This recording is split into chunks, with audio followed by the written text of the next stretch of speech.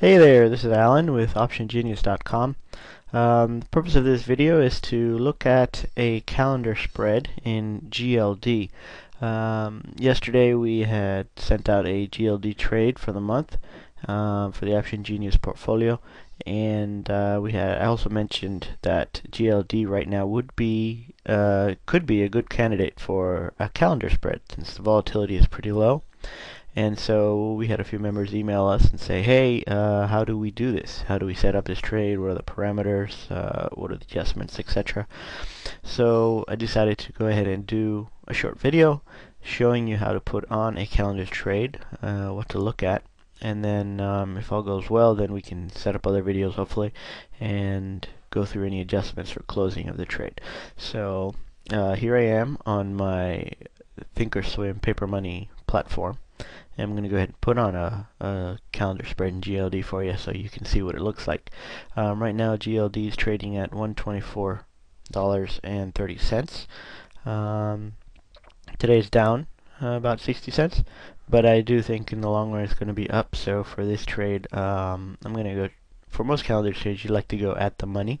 So let's go ahead and see what we can do.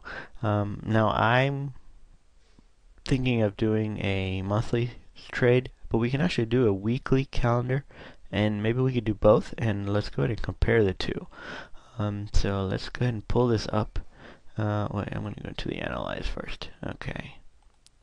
Let's go into the analyze screen so we can see this. Alright. Now these are the different strike prices that we have.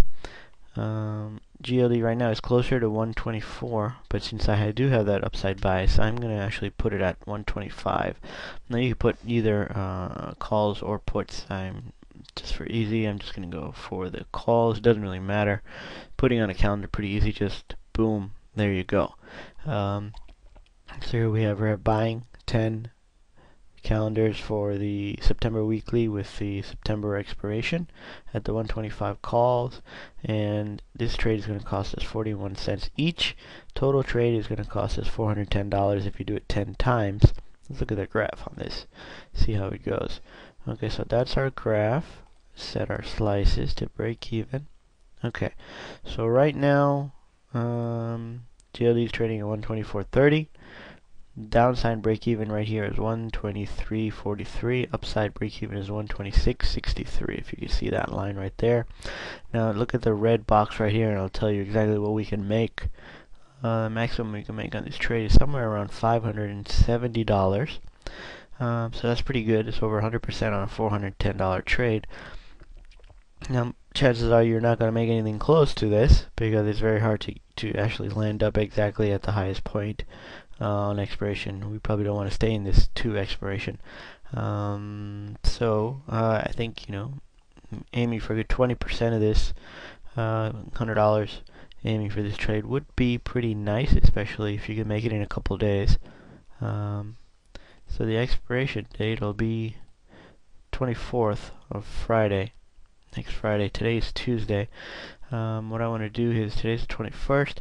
Let me bump this up a couple days and see if this white line shows you how much you can make on that same day. So on the 23rd, if the prices are right where they are at, then we'll make, look at the white number right there, we can make $102, or sorry, $107. If we do move up a little bit, let's say if we go up to about 125, then we can make $140, which we can make the most. So if this trade stays right at 125, you can make a lot of money in a couple of days' time. Now, this can also go out here, and you could lose a lot of money, so you need to be careful. The maximum you can lose on a calendar spread is the amount of the debit, which is in this case $410. So right now what I want to do is take off this slice, and then I want to go back here. This is today, and I want to put this on a chart so I can see how it goes. Now this is a daily chart, and this red line right here is the lower break even. This red line is the upper break even. You can see we're right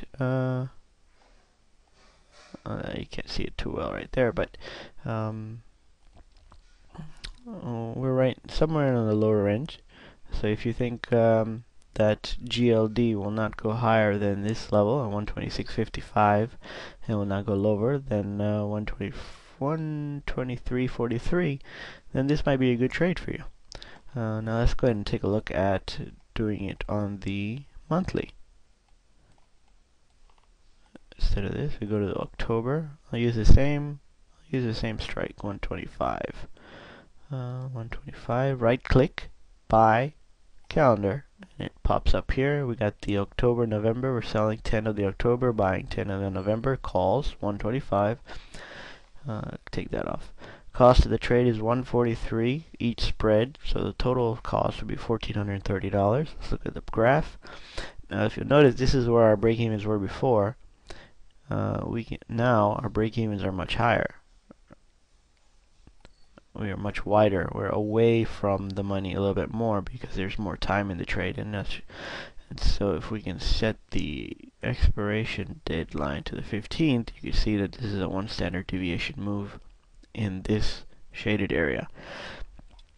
So it is not a far stretch to say that, yeah, gold could move anywhere in this range anytime until expiration.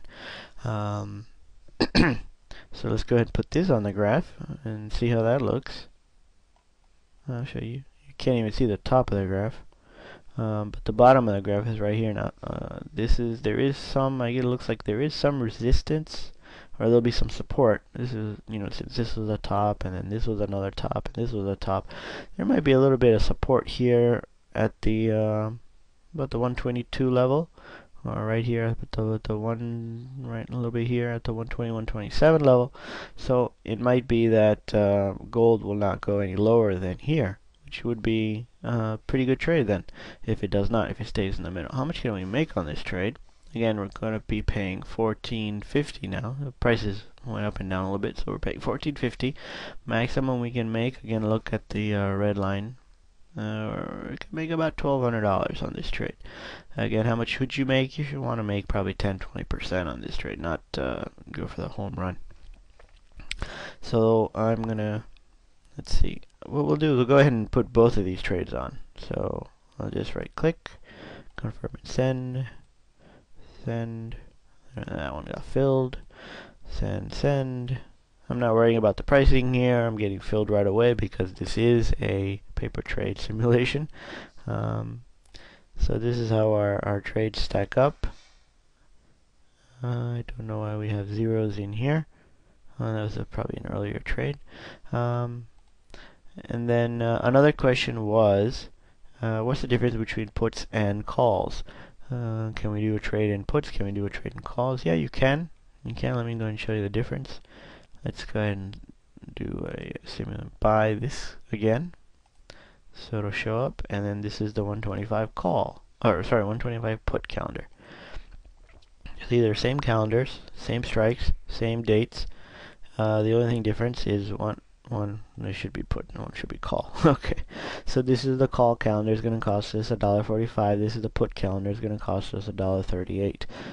If you look at the graphs, they look totally identical. These are both. So that is the put calendar.